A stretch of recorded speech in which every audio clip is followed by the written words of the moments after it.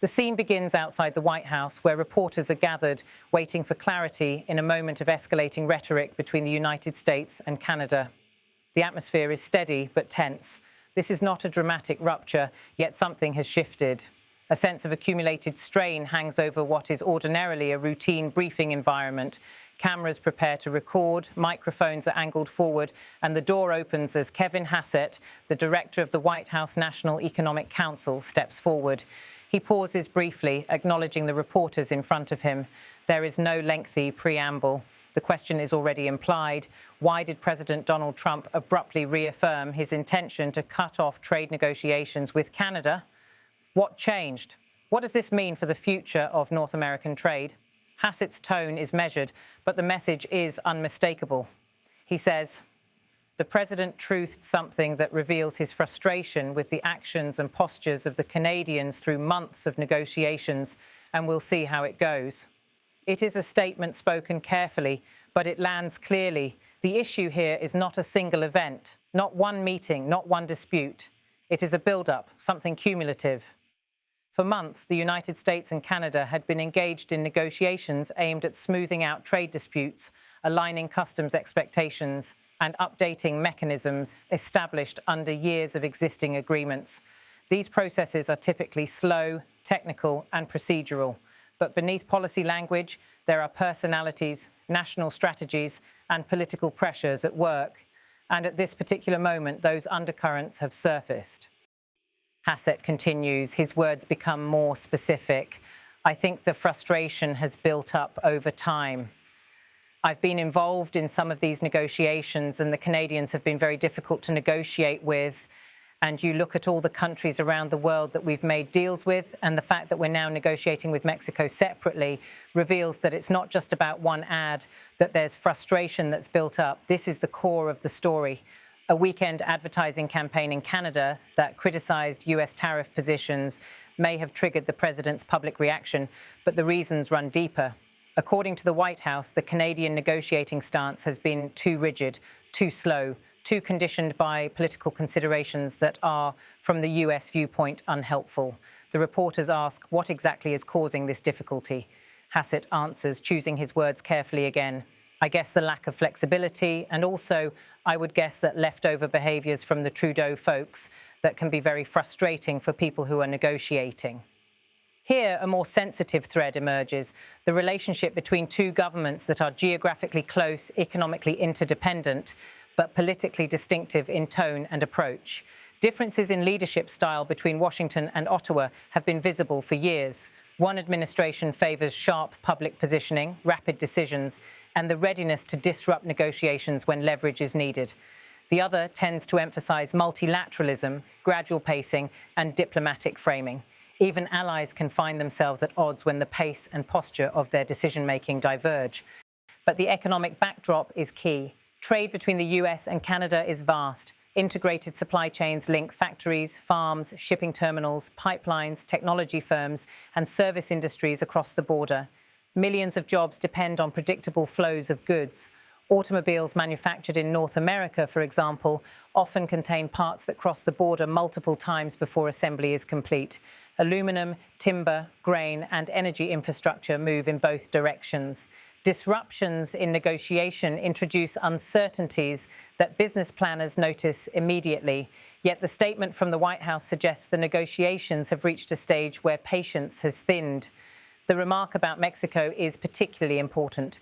If Washington is negotiating with Mexico separately, it signals a strategic recalibration. The old trilateral negotiating model that had structured US, Canada, Mexico trade relations for decades may be shifting into bilateral frameworks.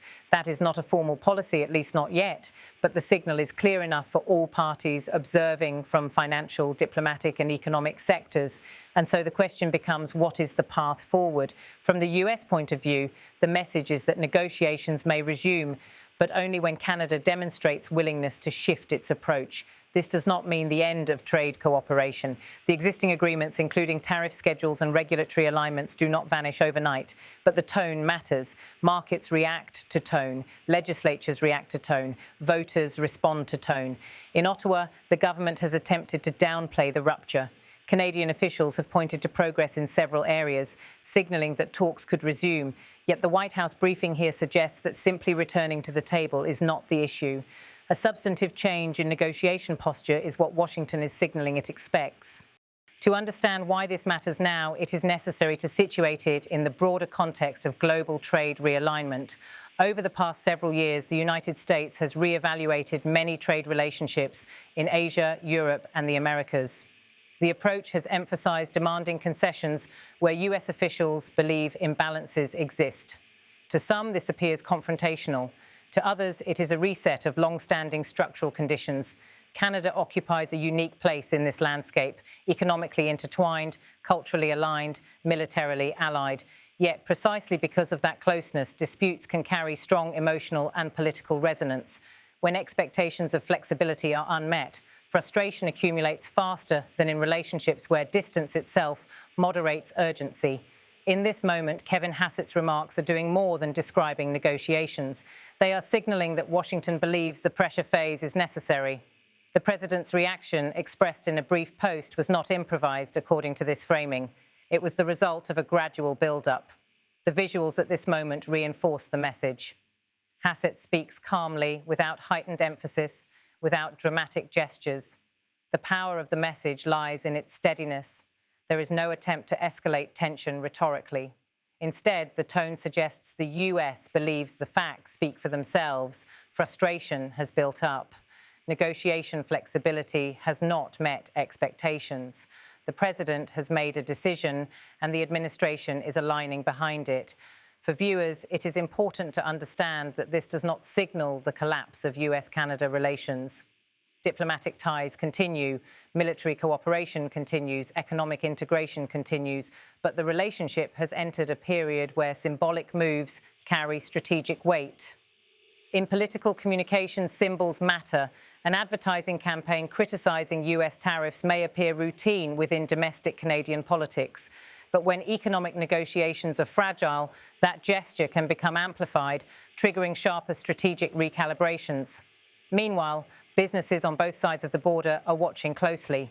Industry associations representing auto manufacturers, agricultural producers, steel suppliers, energy firms, and technology contractors are now assessing how long uncertainty might last. The longer the uncertainty persists, the greater the pressure on decision-making, investment timelines, and supply chain planning. What happens next likely depends on how quickly each side assesses the value of returning to constructive negotiation with adjusted tone and strategy. If Canada signals flexibility, the United States may resume discussions. If not, Washington's decision to pursue separate progress with Mexico could become the new operational track.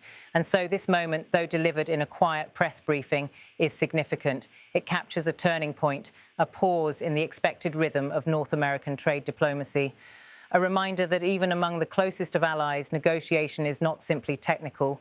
It is shaped by perception, posture, personality, and patience. Kevin Hassett steps away. The reporters gather their notes, the cameras lower.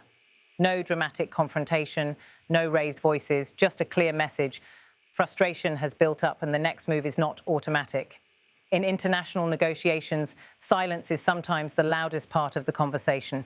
The next statement may not come from a podium, but from the adjustment or refusal to adjust in diplomatic approach. This is the story in this moment between Washington and Ottawa, a relationship intact, but under pressure. A negotiation paused, but not concluded. A signal sent, waiting for a response.